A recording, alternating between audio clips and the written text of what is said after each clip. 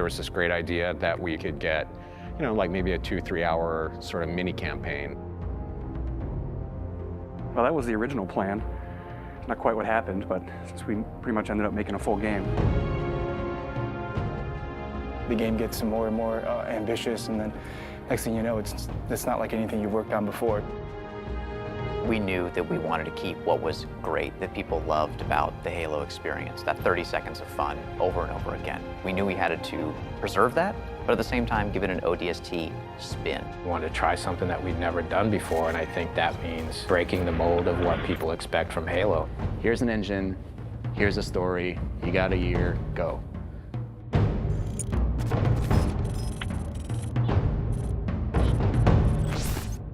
One of the great challenges that we had with ODST was, since we didn't want to be traveling all across the universe in this gigantic space opera, we wanted to really focus on one place. The hub was the single most technical thing that we've ever accomplished in the Halo engine. There was a lot of work done to try to come up with smart ways that we could build the city. It's definitely the biggest environment that we've made in any Halo game. We spent a lot of time trying to figure out how can we maximize the space without freaking out all the artists, and I think we figured out how to maximize the space really well. I don't think we ever figured out that second part too well. We want the player to have this open, visceral, you're in the city experience. We started experimenting with playing with elevation, playing with building shapes. It's a city that you actually completely walk through. Each BSP is directly alongside the other BSP. You walk through a door and you go into the other BSP. The road structure is not straight, it's diagonal, it's also multi-layered. I don't think we kind of realized how big the city would get.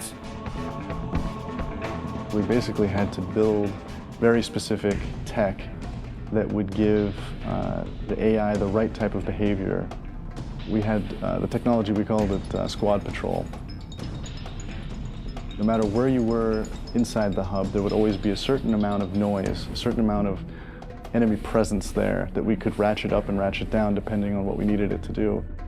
We need to have this dark, moody city without making it unplayable. I wanted to get a feeling of rain at night in an abandoned city. I would still like to score the emotions and mood that we want the player to feel when they're playing the game. We want people to explore the city. We want people to find this, this kind of hidden little sub-story.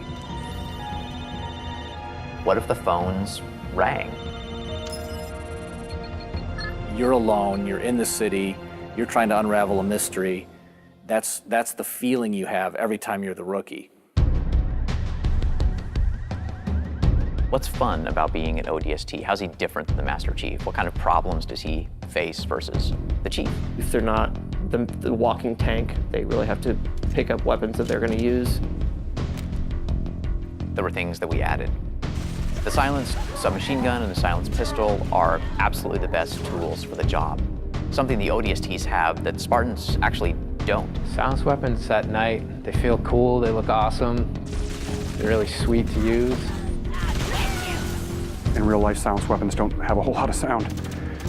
So we had to kind of Hollywood them up a little bit, kind of make it so that they sounded like they were silenced and supposed to be silenced, but yet still powerful and fun to fight with. In a lot of ways, it feels like Halo 1, because it's back to single wielding. Dual wielding. Paul doesn't like dual wielding, so we cut it. Visor mode is really cool, and it evolved a lot. There were versions that looked really great for the art, but yeah, maybe they didn't do such great things for the design. It affected how we lit something. We'd make this building and it looked great, and we thought it was fine, and then you turn on the visor mode and you realize that's really just a square. But it also has the advantage of really showcasing the depth of our scenes. Put on visor mode, and then the whole environment reveals its secrets to you.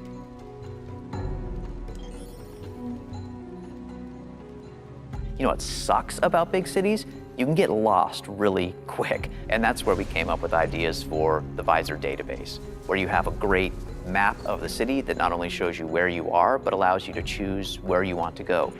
If you don't have that tool to help you navigate the city. You're never gonna find the high action flashback scenes, which we were banking on to be the core fun of the game. It's a very simple idea. It was an amazing struggle to get there. When you combine those things that we took away with things that we added, such as the visor, even though you might feel a bit more vulnerable, you have the right tools for the job. The hardest part moving from Halo 3 to ODST was just the difference in the play styles of the characters.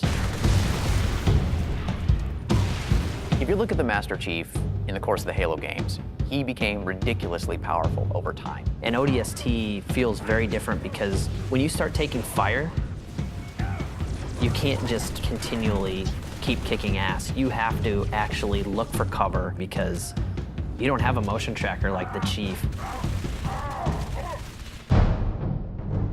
Bringing back the health was something that was born out of a discussion about how can we add long-term level of tension to the game. For us, health is important in the ODST's world because it reminds you that you're vulnerable. We want to experience the story through the eyes of many different characters. We wanted to bring back the guys from Firefly again, Nathan Fillion, Adam Baldwin, and Alan Tudyk, trying to find the perfect film noir blonde. We thought about Tricia Helfer. Orders are orders. Come on, Veronica. What could be more important than that carrier? My orders. And Buck, call me Captain. I'll pass on that dance, but you can show me where to sit. These little scenes, we wanted to have their own mystery. It was the story of one guy, one object, one high action moment. And for us, the clue objects were the key. Dutch, we need to get above this crap. Link with the B-net. One of our drones must have seen where they hit. When you find a clue, you're actually going back in time and playing in the boots from another ODST's perspective. Good hunting, boys. I'm keeping my boots on the ground. You've got 5 main characters. Banshees! Each of the characters have things to say from first person. Not only ground you in the character, but also give you some really useful tactical information about the battlefield. There's coming a drop in behind us. They must know this is our rally point. Where the heck did these buggers come from? Underground tunnels are filled with the dead things. We got ammo and weapons on the high ground. Move it, move it. Without spending a lot of effort personalizing each of those characters, then it wouldn't mean as much when you stepped into their boots. We need some help. Look out! Bam, said the lady. So I hope it's the right balance of new and old, that it doesn't come off like we've screwed the pooch on this one. But I do think they will probably walk away from this honestly wanting more. Honestly, if we had more time to do ODST, I really don't know what we would do differently. So if I got another 2 weeks, I don't know. I guess I'd play more ODST.